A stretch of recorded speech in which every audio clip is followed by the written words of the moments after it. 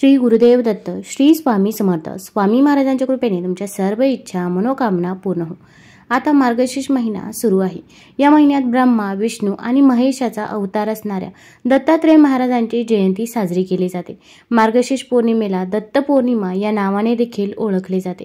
आता दत्त पौर्णिमेनिमित्त आपण गुरुचरित्र पारायण करत असतो, स्वामी चरित्र सारामृतचं पठण करत असतो किंवा इतरही काही सेवा करत असतो. कारण की या काळामध्ये दत्ततत्व हे 1000 पटीने कार्यरत असतं आणि आपण जी काही पूजा करू, जी काही सेवा करू, तर त्या सेवेचे आपल्याला कित्येक पटीने फळ हे मिळत असतं. आता दत्त जयंती कधी आहे, तसेच दत्त जयंतीच्या दिवशी पूजा कशी करावी, सेवा कशी करावी, तसेच या दिवशी आपल्याला गुरुचरित्रामधील एक अध्याय पठण करायचा आहे की ज्यामुळे आपल्या आयुष्यात येणारी सर्व संकटे नक्कीच दूर होईल व आपल्याला दत्त गुरूंचा आशीर्वाद हा मिळेल. तसेच मानसिक समाधान हे देखील खूप महत्त्वाचं आहे.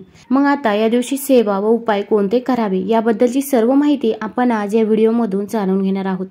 तत्पूर्वी तुम्ही चॅनलमध्ये नवीन असाल तर चॅनल लाईक करा व सबस्क्राईब देखील करा. कमेंटमध्ये श्री स्वामी समर्थ किंवा श्री गुरुदेव दत्त लिहायला विसरू नका. मार्गशीर्ष महिन्यातील शुक्ल पक्षातील पौर्णिमा तिथीला दत्त जयंती साजरी केली जाते. यंदा दत्त जयंती 14 डिसेंबरला सायंकाळी 4:58 सुरू होईल, तर दुसऱ्या दिवशी 15 डिसेंबरला दुपारी 2:31 संपेल. आता आपण या दोन्ही दिवशी उपाय व सेवा करू शकता, पण दत्त जन्म हा आपल्याला 15 डिसेंबरला साजरा करायचा आहे, कारण की दत्त जन्म दुपारी 12 वाजता साजरा केला जातो. आता दत्त जयंतीच्या दिवशी आपण सकाळी लवकर उठायचं आहे. अगदी तुम्ही ब्रह्ममुहूर्तावरती उठले तरी पण चालेल. ब्रह्ममुहूर्तावरती आपण जी काही पूजा करतो, जी काही सेवा करत असतो, त्या सेवेचे फळ हे आपल्याला कित्येक पटीने मिळत असते, कारण की या काळामध्ये वातावरणामध्ये देखील शांतता असते आणि आपण जी काही पूजा करतो त्या पूजेकडे देखील आपले लक्ष लागत असते. मग आता या दिवशी आपल्या घरामध्ये स्वच्छता ही ठेवायची आहे. कोणतीही पूजा सुरू करण्याच्या अगोदर आपण आपल्या घरामध्ये गोमूत्र हे शिंपडायचं आहे, अगदी बेडरूममध्ये, किचनमध्ये, हॉलमध्ये. त्यामुळे घरामध्ये जी काही नकारात्मकता आहे ती नकारात्मकता निघून जात असते व घरामध्ये सकारात्मक ऊर्जेचा संचार होतो. आपण जी काही पूजा करतो ती पूजा देखील सफल ठरत असते. आता या दिवशी दत्त जन्म आहे. आपण आपल्या दाराबाहेर रांगोळी काढायची आहे. अगदी मोठ्या स्वरूपामध्ये रांगोळी काढणे शक्य नसेल तर अगदी छोटीशी रांगोळी काढली, अगदी लक्ष्मीची पावलं काढली तरी पण चालेल. त्यामध्ये आपल्याला हळदी कुंकू देखील टाकायचं आहे, कारण की या दिवशी पौर्णिमा देखील आहे आणि पौर्णिमेच्या दिवशी माता लक्ष्मी ही पृथ्वीवरती येत असते.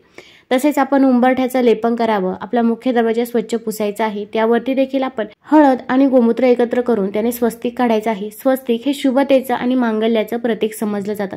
जिथे स्वस्तिक काढलं जातं तिथे नेहमी शुभ कामे ही होत असतात. आता या दिवशी देवघरामध्ये आपण दिवा प्रज्वलित करायचा आहे. अगदी आपल्याला दिवसभर दिवा प्रज्वलित करणे शक्य असेल तर आवर्जून दिवसभर दिवा प्रज्वलित ठेवावा. आता आपल्या घरामध्ये स्वामी महाराजांचा फोटो किंवा मूर्ती असते किंवा दत्त महाराजांचा फोटो किंवा मूर्ती असेल तर आता मूर्तीला आपण अभिषेक करायचा आहे. आता अभिषेक करत असताना अगोदर आपण शुद्ध जलाने अभिषेक करावा, त्यानंतर पंचामृताने अभिषेक करावा. आपण तसे अभिषेक करत असताना श्री स्वामी समर्थ, श्री स्वामी समर्थ या मंत्राचा जप करत राहतो किंवा श्री गुरुदेव दत्त हा मंत्र देखील जप करतो. पण या दिवशी जर तुम्हाला शक्य असेल तर आवर्जून तुम्ही 16 वेळा श्री सूक्तम, 16 वेळा पुरुष सूक्तम जरूर पठण करावे. अगदी 16 वेळा शक्य नसेल तर एक वेळा तुम्ही श्री सूक्तम, 1 वेळा पुरुष सूक्तम पठण केलं तरी पण चालेल. यामुळे दत्तगुरूंचा आशीर्वाद हा आपल्याला प्राप्त होतो. किंवा अगदी हे शक्य नसेल तर तुम्ही श्री स्वामी समर्थ या मंत्राचा जप करत किंवा श्री गुरुदेव दत्त या मंत्राचा जप करत आपण अभिषेक करायचा आहे. त्यानंतर मूर्ती स्वच्छ पुसून घ्यायची आहे. स्वामी महाराजांना, दत्त महाराजांना आपण हिना अत्तर लावायचा आहे. त्यानंतर त्यांना ज्या काही वस्तू प्रिय आहे त्या सर्व वस्तू तुम्ही त्यांना या दिवशी आवर्जून अर्पण कराव्या. मग आपण चंदन लावायचं आहे, अष्टगंध लावायचा आहे. तसेच दत्त महाराजांना जाई व निशिगंधाची फुले ही आवडतात. आता ती जर मिळाली तर ती अर्पण करू शकता किंवा अगदी तुम्ही पिवळ्या रंगाची फुले अर्पण केली तरी पण चालेल. मग पिवळ्या रंगाची झेंडूची किंवा पिवळ्या रंगाची शेवंतीची फुले तुम्ही त्यांना अर्पण करू शकता. आता ही सेवा करून झाल्यानंतर तुम्ही त्यांना नैवेद्य देखील अर्पण करायचा आहे. मग तुम्ही बेसनाचे लाडू बनवू शकता, पुरणपोळी बनवली तरी पण चालेल. आता या दिवशी आपल्याला गुरुचरित्रामधील एक अध्याय पठण करायचा आहे. आता हा अध्याय अगदी आपल्याला दुपारी 12:15 वाजता पठण करायचा आहे. जेव्हा दत्त महाराजांचा जन्म असतो तेव्हाच आपण हा अध्याय पठण करावा. तर गुरुचरित्रामधील आपल्याला 4था अध्याय पठण करायचा आहे. हा दत्त महाराजांच्या जन्माचा अध्याय आहे. तर हा अध्याय आपल्याला पूर्ण पण पठण नाही करायचा, तर आपण फक्त 41 ओव्यांपर्यंत हा अध्याय पठण करायचा। मग या अध्यायामध्ये नक्की काय आहे ते मी तुम्हाला थोडक्यात सांगते। पौराणिक कथेनुसार एकदा नारदजींनी महर्षी अत्री मुनींची पत्नी अनुसया यांच्या पतिव्रतेबाबत कौतुक केले। त्यावेळी देवी सती, देवी लक्ष्मी आणि देवी सरस्वती देखील तेथे उपस्थित होत्या। नारदजी गेल्यानंतर तिन्ही देवांना ऋषी अत्र्यांची पत्नी अनुसया देवी हिचा धर्म भंग करण्याविषयी चर्चा सुरू झाली। देवतांनी त्यांचे पती ब्रह्मा, विष्णू आणि महेश यांना अनुसयाच्या धर्माची परीक्षा घेण्यास सांगितले। बळजबरीने तिन्ही देवांनी ऋषींचा वेश धारण केला आणि अनुसयाच्या घरी परीक्षा घेण्यासाठी आश्रमात पोहोचले। देवी अनुसयाने देवांना भिक्षुकांच्या वेशात पाहून तिने त्यांना नमस्कार केला। त्रिमूर्ती म्हणाले की आम्हाला अन्न खाण्याची इच्छा आहे। त्यावेळी अत्री मुनी आश्रमात नव्हते, तेव्हा देवी अनुसयाने त्रिमूर्तींच्या विनंतीला सहमती दिली। त्यावेळी तिन्ही देवतांनी देवी अनुसयांना नग्नावस्थेत भोजन देण्यास सांगितले। त्यावेळी देवी अनुसया खूप क्रोधित झाल्या आणि तिच्या दिव्य दृष्टीने त्यांना त्रिमूर्तीचे सत्य कळले। मग तिच्या तपश्चर्येच्या जोरावर देवीने तिन्ही ऋषींना 6 महिन्यांच्या बाळामध्ये रूपांतरित करून आपल्या जवळ ठेवले।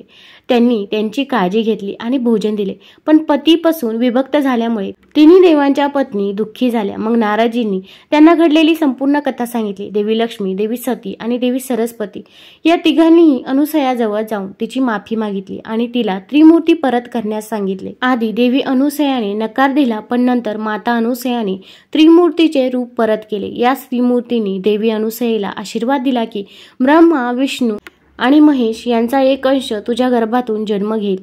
त्यानंतरच माता अनुसयेने भगवान दत्तात्रयांना जन्म दिला।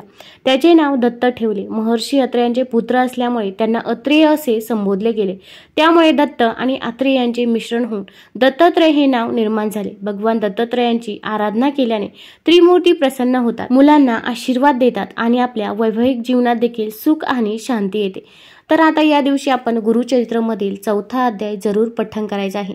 अगदी तुम्हाला पठण करणे शक्य होत नसेल तर मोबाईलवरती देखील लावून देऊ शकता, श्रवण केलं तरी पण चालेल। त्यानंतर 12:39 नंतर आपण सेवा देखील करायची आहे। मग तुम्ही स्वामी चरित्र सारामृत पठण करू शकता। तसेच गुरुचरित्रमधील आपण 14वा अध्याय, 18वा अध्याय किंवा 9वा अध्याय हे तिन्ही अध्याय पठण करू शकता। 9वा अध्याय हा मनोकामना पूर्तीसाठी आहे। तुमची एखादी इच्छा पूर्ण होत नसेल तर त्यासाठी देखील तुम्ही 9वा अध्याय हा पठण करू शकता। तसेच या दिवशी आपण दिगंबरा दिगंबरा श्रीपाद वल्लभ दिगंबरा या मंत्राचा जास्तीत जास्त वेळा जप करायचा आहे। आता आपण घरी देखील या सेवा करायच्या आहे। तुमच्या जवळपास जर केंद्र असेल, दत्त महाराजांचं मंदिर असेल तर तिथे देखील जन्मोत्सव साजरा केला जातो व भरपूर सेवा देखील केल्या जातात। मग तुम्ही तिथे जाऊन देखील सेवा करू शकता, कारण की केंद्रामध्ये, मंदिरामध्ये जर आपण सेवा केल्या तर त्या सेवेचे फळ हे आपल्याला कित्येक पटीने मिळत असते। तसेच या दिवशी अन्नदानाला देखील विशेष महत्त्व आहे। मग तुम्ही पिवळ्या रंगाची फळे ही अन्नदान करू शकता किंवा पिवळ्या स्वरूपामध्ये कोणतंही अन्नदान या दिवशी केलं तरी पण चालेल।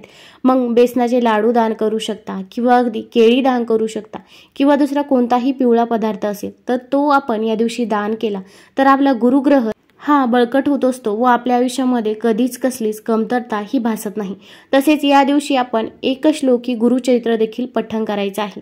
ज्यांना 52 अध्यायी मोठे गुरुचरित्र वाचन पारायण करणे शक्य होत नसेल त्यांनी जर हा श्लोक पठण केला तर आपल्याला गुरुचरित्र पारायणाचे संपूर्ण फळ मिळत असते। दत्ताचा अवतार झाला कलियुगी श्रीपाठ पीठापुरी, त्यामागे दुसरा नरसिंह सरस्वती, करंजग्रामांतरी तीर्थे इंडत पातला, भिलुवाडीची संगमा, तेथून मठ गणगापुरी, वसेवारी दिनांचे श्रमा। हा श्लोक आपण या दिवशी 108 वेळा जरूर पठण करायचा आहे। देवापुढे बसून देवापुढे एक दिवा प्रज्वलित करा आणि त्यानंतर 108 वेळा हा श्लोक पठण करावा। यामुळे आपल्याला दत्तगुरूंचा आशीर्वाद हा प्राप्त होत असतो व आपल्या आयुष्यामध्ये कधीच कसलीच कमतरता ही देखील भासत नाही। या दिवशी कुणासोबतही भांडणे, वादविवाद होणार नाही याची देखील आपल्याला काळजी घ्यायची आहे। तुम्हाला जर हा व्हिडिओ आवडला असेल तर चॅनलला लाईक करा, सबस्क्राईब करा। धन्यवाद।